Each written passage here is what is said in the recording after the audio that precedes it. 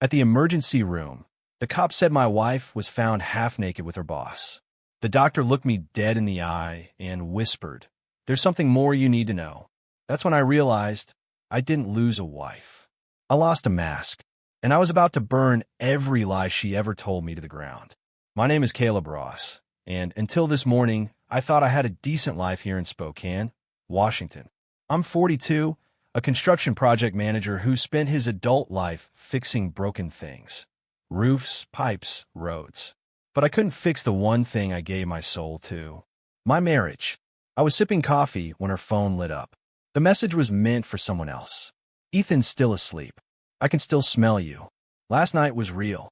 Not like that fumbling clown I married." She meant to send it to Ethan Vance, her boss at Delpher Corp., not me. But the universe must have been done watching me suffer in silence. 15 years of cold hands, lies about work weekends, and that haunted look in her eyes every time I touched her, all led to that one text.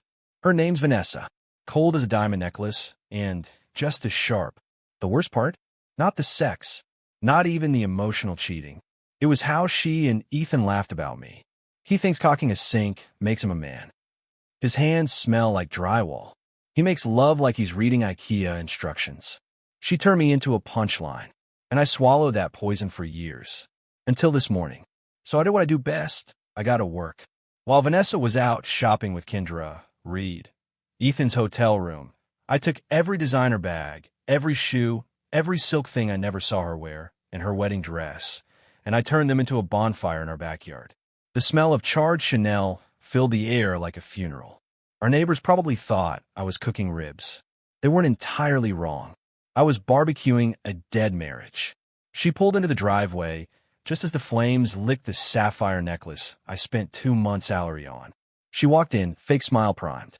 "Hey, babe, how was your—" I slid her phone across the table. The chat with Ethan's still open. Her smile felt like a guillotine. "How long?"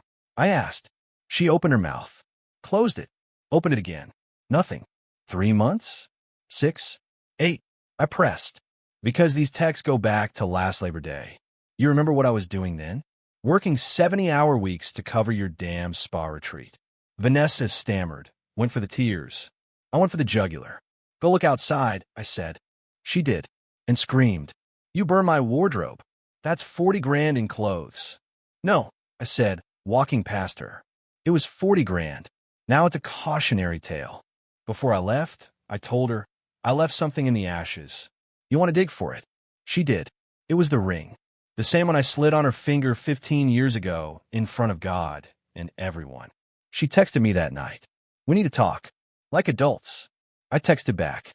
"Adults don't screw their boss behind closed doors and call it love." I moved in with my brother Jace, a mechanic who never liked Vanessa. The second he opened the door, he smirked. "Took you long enough," he said. "Got a couch. I got beer. Couch comes with it." Now, if you're still watching, here's where it gets juicy. Like and subscribe if you've ever had someone mock you behind your back. Comment what state you're from. This story happens in Spokane, Washington. Jason and I spent the night digging into Ethan Vance, the golden boy executive with a wife, a mansion, and a reputation so squeaky clean it made my teeth hurt. Except Jace knew a guy who worked IT at Delphra. Said Ethan was known to sleep with interns, assistants, anyone desperate enough to fall for his "I can get you promoted" act. I didn't want to destroy Ethan just because he stole my wife. I wanted to destroy the system that let him get away with it.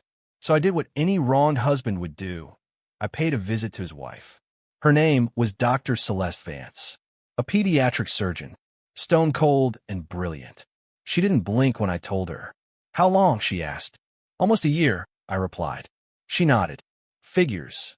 Then she reached for her phone and said 5 words that told me she was all in. "Tell me what you need." Dr. Celeste Vance wasn't just smart. She was surgical. While I was burning clothes, she'd been collecting data. "Ethan has a burner phone," she told me, sliding a Ziploc bag across the table. Inside was a small, beat-up Android with one saved contact, Vanessa. He keeps it in the back of his sock drawer. I found it months ago. She had everything. Texts, voicemails, even pictures Ethan had stupidly backed up to Google Photos under the same email he used for his burner. "He's arrogant," I said. Celeste raised an eyebrow. He's stupid. Over the next 2 days, we build a dossier. Every hotel, every conference, every business dinner that was actually sex in a luxury suite. I added Vanessa's messages, screenshots of her gushing about how she'd finally upgraded her life. But here's the twist. Celeste wasn't just gathering evidence.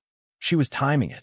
He just took out a $500,000 loan to fund a new Delphra division, she said, eyes glittering with ice. He put our house up as collateral. Let me guess, I said. He didn't tell you. She smiled. He will. Right after I drain the accounts and file for divorce. Damn, I thought I was vengeful. Celeste was a one-woman demolition team. While she worked the legal side, I worked the social one. Vanessa's best friend, Amber Lynn, was the queen bee of Spokane's upper-crust social club. Charity galas, Pilates brunches, you name it. Vanessa lived for Amber's approval. So I called Amber. Why are you calling me, Caleb? She said, dripping suspicion. Because I think you deserve to know who Vanessa really is. I told her everything. But I didn't just talk. I sent her screenshots. One where Vanessa said, Amber thinks she runs Spokane. Wait till she sees my name on Delphra's board. That hit home. Amber's response? Oh, honey, she messed with the wrong queen. By sunset, every woman in their social circle knew. By morning, Vanessa was blackballed from every charity board, brunch group, and designer showroom in town. But I wasn't done. I hacked. Okay, accessed Vanessa's old laptop. She never logged out of iCloud.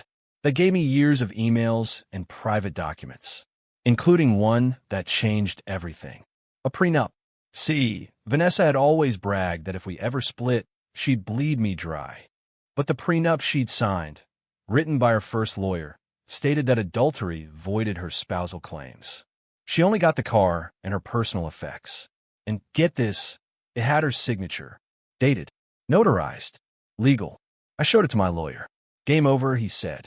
Meanwhile, Celeste leaked Ethan's misconduct to HR and quietly handed over the evidence to a reporter at the Spokesman Review.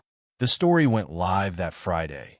Delphra exec accused of serial affairs with subordinates. Financial misconduct under review. Ethan was temporarily relieved of duties, pending an internal investigation. His reputation? Already shredded.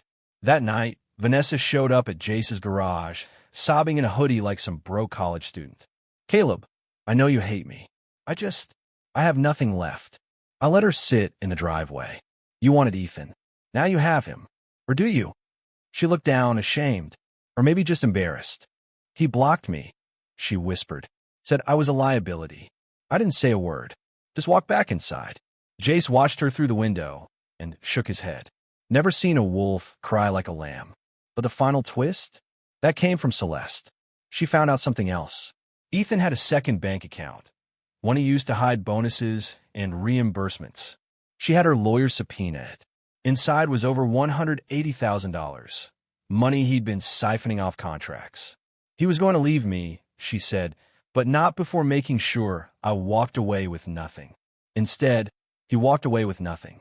She froze the account before he even knew it was missing. Oh, it went live.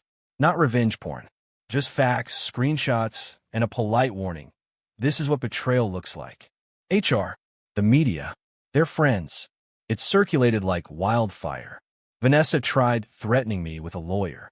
I sent her the prenup. She stopped calling. Ethan's wife got the house, the boat, and every penny in that hidden account. I got my piece. By Monday morning, Ethan Vance was trending on Spokane Twitter under hashtags like hashtag Delphra Scandal and hashtag Boss from Hell. Every news station ran his photo with pixelated shots of the women he'd manipulated. And Vanessa? She became a pariah.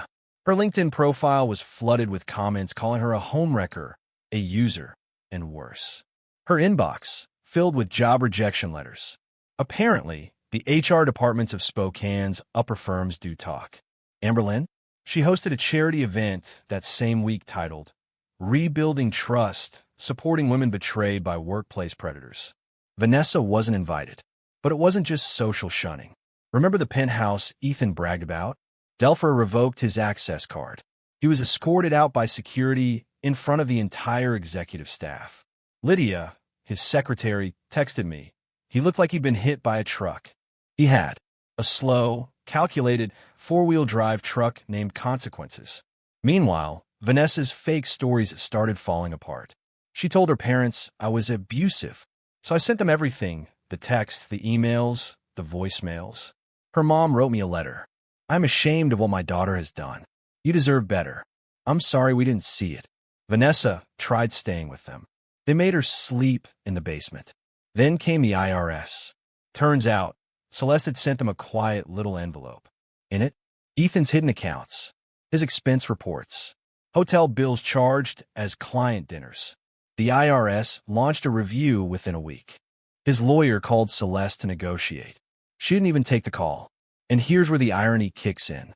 Vanessa once mocked me for having dirty hands, said I'd never be real to people like Ethan. But when I walked into my job site that Friday, every guy shook my hand. One coworker even said, "You're a legend, man. If they ever film a Lifetime movie about this, I'll play you." I smiled but kept it humble. I wasn't a legend. I was a man who'd been lied to, humiliated, and discarded, and then rose from the ashes like a damn phoenix. But even phoenixes carry scars. Jason and I sat on the porch a few nights later, beers in hand. "You think it was worth it?" he asked. I didn't answer right away. I just watched the streetlights flicker on. Then I said, "I don't think revenge heals, but it cleans the infection." The final nail? I sent Vanessa a certified letter. No anger, no threats, just the prenup, notarized divorce paperwork, and a note. "You didn't just lose a husband. You lost a man who would have walked through fire for you. Now, you're standing in the flames alone." She never replied. Ethan tried to sue. His case was laughed out of court. With no job, no wife, and pending tax fraud allegations, he vanished from Spokane like a roach when the lights come on. Celeste? She started dating a lawyer. A good one. And me? I bought a small fixer-upper. Painted the porch myself. Adopted a dog. Started seeing someone new. A teacher who said she liked how I listened more than I talked. Sometimes, I still think about the ring, buried in the ashes of her $40,000 closet. But now I realize it wasn't a symbol of love. It was a muzzle. And the fire? That was me finally taking it off.